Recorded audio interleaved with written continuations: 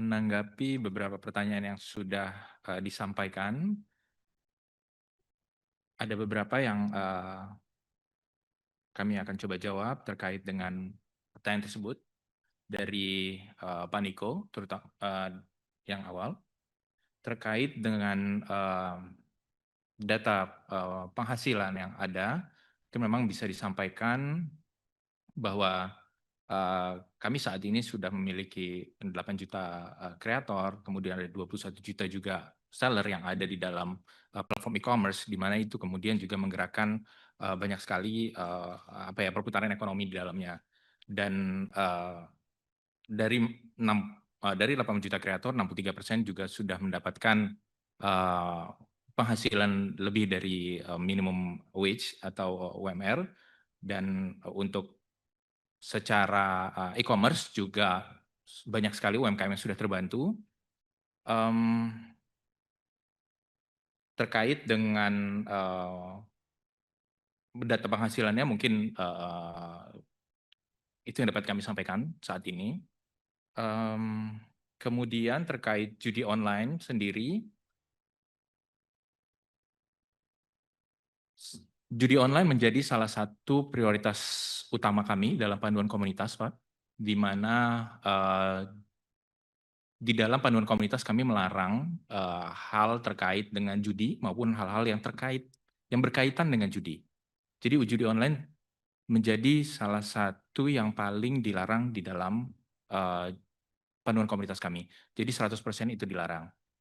Kami melakukan upaya kampanye terkait dengan anti judul tadi, bekerjasama dengan berbagai pihak, termasuk dari pemerintah maupun juga universitas. Tapi kami juga secara offline juga kami lakukan sosialisasi, Pak. Dari secara offline kami bekerja sama dengan baik itu konten kreator, kemudian juga AMSI untuk sosialisasi ke daerah-daerah, lalu juga bekerja sama dengan instansi lain seperti Goto, Telkomsel untuk bisa bersosialisasikan dari Aceh sampai Merauke. Nah, ini yang coba kami jajaki gitu ya, kerjasama-kerjasama seperti ini. Tapi kami terbuka, Pak, dengan masukan tadi. Apabila memang dirasa dari kami masih kurang, tentunya kami akan coba untuk meningkatkan lagi bagaimana kami bisa berkontribusi terhadap isu strategis ini, terutama dengan judi online. Ada banyak sebenarnya yang bisa Izin kita Ketua. lihat, Pak. Interupsi sebentar Ketua, izin boleh? Tadi mohon kalau boleh angkanya berapa sih Ya, ini mau saya pendapatan? sampaikan. Mau sampaikan ya? Ya. Nah, yang sudah kami remove sendiri dari video dari polisi kami terkait dengan gambling atau perjudian itu dari Mei 2024 sampai Juni 2025 itu 887.277 video, Pak. Secara proaktif 99,5% itu kami lakukan sebelum ada laporan, sehingga itu sudah kami lakukan terlebih dahulu atau sekitar 882.000 video yang kami remove, dan yang kami remove di bawah 24 jam juga mencapai 96% total video tadi. Jadi itu adalah upaya proaktif kami untuk melihat seberapa serius kami, seberapa komitmen kami terhadap isu strategis termasuk judi online. Izin Ketua. Tadi izin kawan-kawan, tadi saya menanyakan berapa sih penghasilan TikTok dari konten yang ada di Indonesia? Saya juga mau nanya sedikit tambahan gitu. Dari stiker-stiker yang ada di live itu, pembagiannya boleh tahu nggak berapa buat konten kreator, berapa persen yang buat TikTok? Terkait data tersebut saya belum memiliki saat ini, Pak Niko. Mungkin saya bisa sampaikan secara tertulis nanti terkait dengan data-data yang ingin disampaikan tadi, Pak. Kemudian saya berkenaan dengan pengaturan iklan sendiri. Izin. Ya.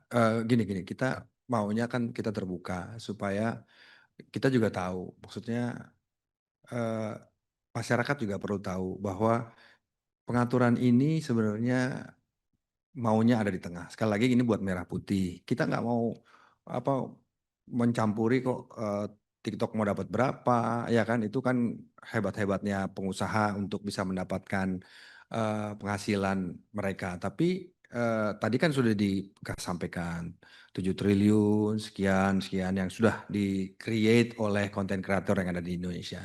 Supaya masyarakat juga paham bahwa ini yang ada, Ini yang sudah didapatkan dan ini yang juga sudah TikTok hasilkan gitu. Jadi kalau boleh sampaikan di sini. Kalau tertulis nanti eh, nggak nggak clear ya. Nanti kapan disampaikan, nanti ada yang mendapat, ada yang enggak. Kemudian nanti resource-nya jadi salah terus gitu. Kalau boleh sampaikan nih, mumpung kita ada di sini, jadi kita bisa tahu sama-sama. Gitu. Makasih ya. Untuk data penghasilan memang saya belum pegang Pak datanya. Jadi memang terkait hal tersebut pasti akan disusulkan Pak. Karena memang saya juga belum memiliki data tersebut gitu. Karena ada banyak juga dari sisi e-commerce-nya, maupun dari sisi apa namanya video distribusi platformnya juga gitu. Sehingga hal tersebut perlu kami konsolidasikan terlebih dahulu Pak. Mengenai iklan sendiri Pak gitu ya, terkait dengan iklan rokok di TikTok memang sangat dilarang. Jadi iklan rokok sendiri itu memang sudah diatur dalam panduan komunitas kami, sehingga apapun jenisnya itu tidak bisa ada di platform kami.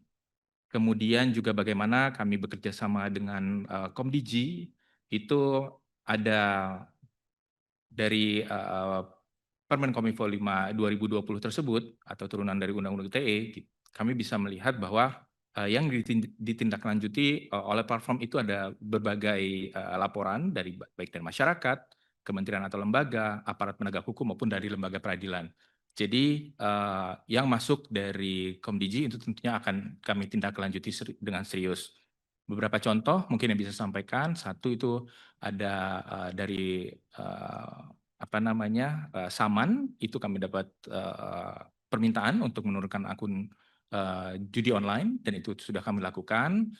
Lalu juga ada permintaan seperti misalnya tren mengenai blackout challenge di mana orang menahan nafas ketika sambil makan gitu. Nah, tren ini tentunya membahayakan dan tren tersebut akhirnya sudah kami lakukan pemblokiran dan tidak ada apa namanya tayangan tersebut di platform kami.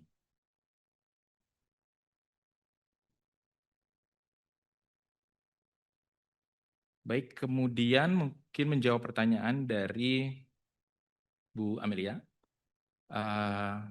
Tentunya TikTok memang sudah diatur secara ketat juga Bu dengan Komdigi.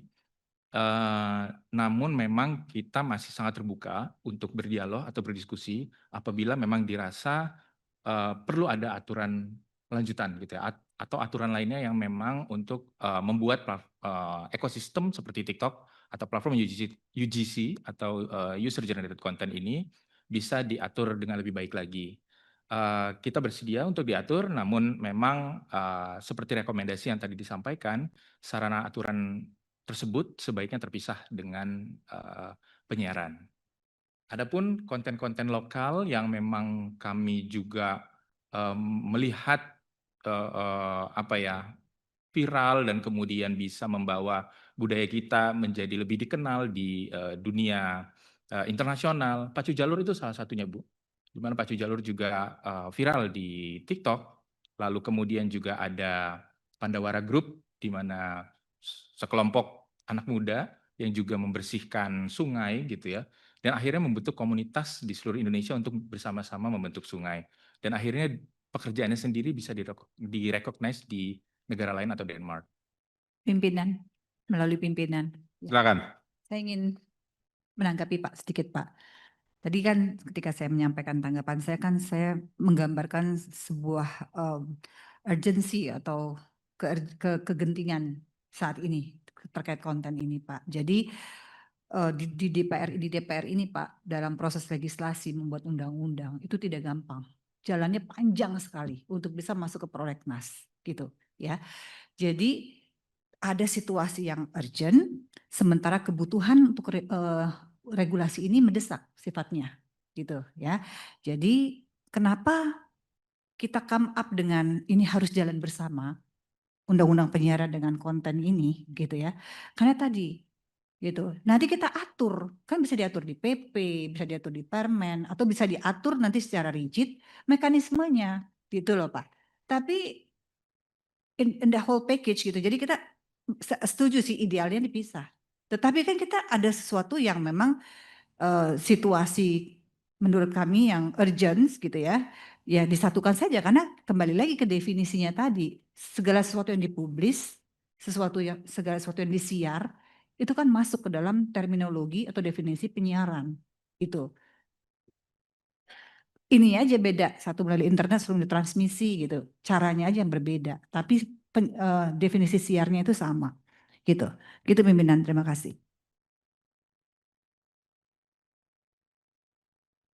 Ya, izin menanggapi hal tersebut juga, Bu. Memang mengapa kami mengajukan hal tersebut terpisah karena memang secara model bisnis itu memang berbeda sekali, Bu. Gitu antara sifat dari tradisional broadcaster atau lembaga penyiaran konvensional dengan yang ada di lembaga platform atau platform UGC seperti kami, di mana sifat dari UGC sendiri dirancang atau didorong oleh partisipasi aktif dari penggunanya, di mana pengguna yang menjadi konten kreatornya juga, tapi juga menjadi penontonnya.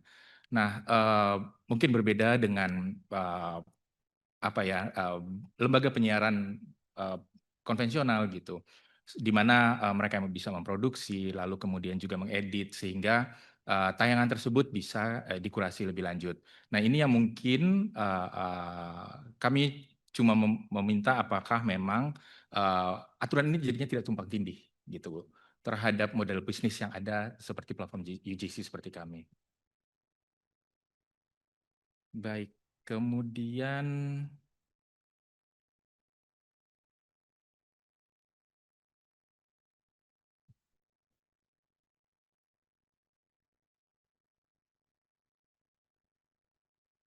ya, dari Bu Andina terkait dengan proses moderasi konten, misalnya di live gitu. Sebenarnya seperti yang juga saya jelaskan tadi bagaimana sistem moderasi konten yang berlaku di TikTok, di mana kami menggunakan pendekatan dari sistem yang otomasi atau machine learning, begitupun juga dengan moderasi dari manusianya sendiri. Dan ini juga kami terapkan kepada live session-nya, termasuk di TikTok Live tadi. Jadi mesin sendiri kami latih untuk bisa mendeteksi berbagai hal yang memang sudah dilarang gitu ya untuk ketika live session itu berlangsung. Jadi seperti misalnya ada adult konten-konten dewasa misalnya gitu. Ketika itu terlihat, terdeteksi itu pasti akan langsung diturunkan kontennya. Dan apabila ada yang kami rasa bahwa ini cukup kompleks, ada konteks yang cukup berat untuk dinilai oleh mesin, itu akan langsung masuk ke moderasi manusia juga, dan kemudian akan dilihat apakah ini melanggar terhadap panduan komunitas TikTok yang sudah ada, sehingga memungkinkan kami untuk melakukan tindakan secara cepat. Ada banyak, Bu, terkait dengan, dan aturannya sangat banyak juga untuk TikTok Live, baik live secara umum maupun juga yang live shopping gitu ya, itu juga banyak aturan-aturan yang ada di dalamnya. Dan moderasinya dilakukan secara real time, bisa di-suspend akunnya atau kontennya, baik secara temporer maupun juga permanen. Dan kami juga tidak hanya melihat dari sisi kontennya saja, tapi juga sampai ke komen-komennya. Karena komennya kadang dipakai juga untuk hal-hal yang mungkin tidak pantas gitu ya, dan melanggar dari panduan komunitas kami. Sehingga kami juga dapat menurunkan hal tersebut. Sebagai gambaran di Q2 dan sampai Q4 2024, ada account ban yang sudah dilakukan itu mencapai 224.623, dan yang kami interupsi itu ada 248.222. Terkait dengan komitmen terhadap Pimpinan izin, maaf Pak Hilmi, saya interupsi sedikit. Terkait dengan live yang tadi sudah disampaikan take down. Kalau kita live di penyelenggara siaran lembaga penyiaran konvensional ataupun yang nasional, kita ketahui pada saat live lalu kemudian ada hate speech, ada hal yang tidak pantas dari norma masyarakat, biasanya langsung produser ataupun sutradaranya atau floor directornya akan cut off lalu kemudian akan diambil alih langsung oleh operator menjadi iklan. Tapi kalau live TikTok, kalau berdasarkan kepada sistem AI-nya tadi kan, berarti kan yang akan memoderasi. Bagaimana itu bekerja? Misalnya saya nih lagi live TikTok, tiba-tiba saya head speech. Apakah pada saat itu juga kemudian AI sistem men-take down saya tiba-tiba nggak bisa live lagi? Karena kalau misalnya di take down setelah dimoderasi itu terjadi pada saat live-nya kemudian diposting ulang, kalau di IG kan gitu ya, di Instagram itu kan saya live lalu kemudian terekam saya posting, kemudian mungkin bisa di take down gitu kan kalau misalnya ada hate speech karena udah viral gitu. Justru yang ingin kami tahu itu adalah pada saat on live setelah viral mungkin sudah akan di take down. Tapi bagaimana juga sistem moderasi ketika kemudian itu sudah viral dan masuk ke platform lain. Misalnya viralnya di TikTok. Lalu kemudian orang menyebarkan repost-repostnya masukin ke IG, masukin ke YouTube. Sementara TikTok sendiri tidak bisa mengambil atau mencaplok atau menerapkan aturan ke halaman rumah orang lain. Nah itu bagaimana saudaraku Pak Helmi? Terima kasih. Baik, terima kasih Bu Desi. Terkait hal tersebut memang moderasi dilakukan secara real time juga Bu. Jadi tahapannya akan ada berjenjang gitu. Jadi sanksinya akan berjenjang tergantung dari tingkat pelanggaran yang dilakukan. Bisa akunnya tiba-tiba tidak ada penontonnya atau kemudian akun diturunkan gitu ya, konten diturunkan atau diblok. Jadi tergantung dari pelanggarannya seperti apa dan itu dilakukan ketika kami langsung menemukan pelanggaran tersebut. Bisa on time, bisa on time. Pimpinan, izin pimpinan, dikit aja. Enggak, saya ingin menanyakan, oke, berarti baik sekali kalau itu bisa real time ya Pak. Karena pertanyaannya adalah, itu bahasa-bahasa kasar itu termasuk nggak? Karena saya masih suka melihat di Instagram, bukan, di TikTok live pada saat komen, ada salah satu, misalnya orang lagi live gitu ya, tiba-tiba pakai bahasa kasar-kasar. Dalam arti kata itu sudah dimasukkan nggak ke dalam misalnya mau take down dengan pengaturan-pengaturan yang TikTok lakukan? Terima kasih. Baik Bu Andina, terkait hal tersebut tentunya machine learning tadi kami lengkapi dengan keywords-keywords yang memang tidak diperbolehkan. Dan kami masih sangat terbuka sekali untuk mendapatkan keyword-keyword terbaru. Karena kadang-kadang ada yang kami juga nggak tahu ya Bu ya. Dan dan kami menerima masukan apabila ada keyword-keyword baru yang memang kami mesti cantumkan. Seperti pada saat awal penanganan judi online. Gacor tadinya bukan menjadi keyword yang itu menjadi hal umum gitu ya, gacor. Tapi kemudian ini sangat identik dengan judi online dan itu akhirnya kami tambahkan lalu kemudian mesin akan bisa membaca keyword tersebut menjadi sesuatu yang dideteksi sebagai kata-kata yang tidak baik gitu.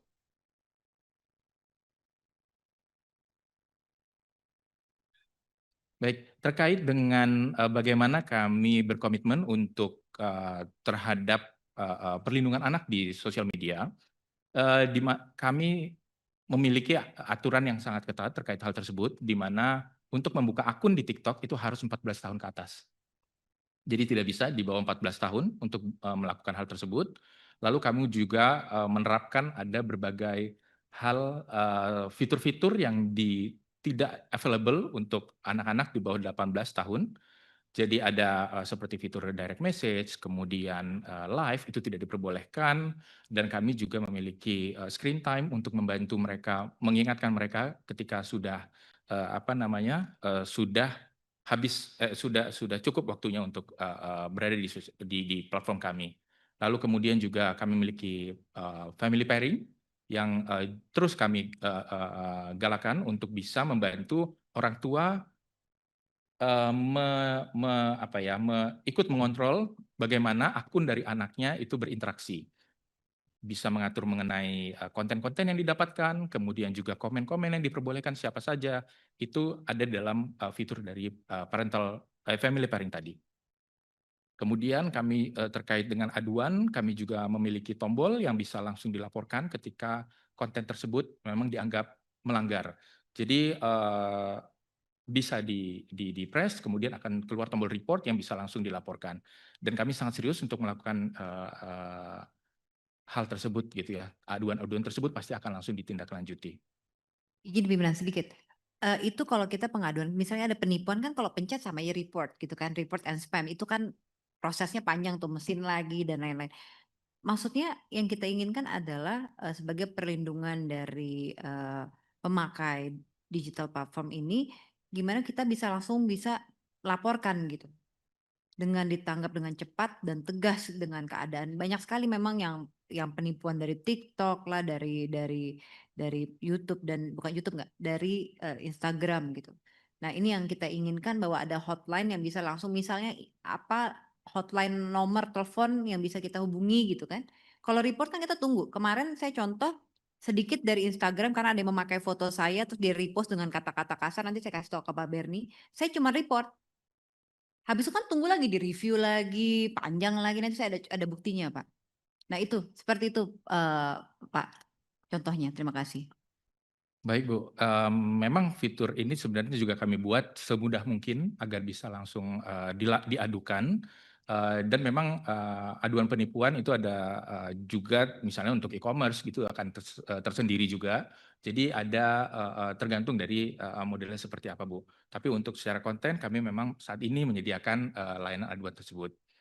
Namun kami juga terbuka apabila memang nanti dilihat apakah memang hotline tersebut memang sangat dibutuhkan untuk pengguna di Indonesia.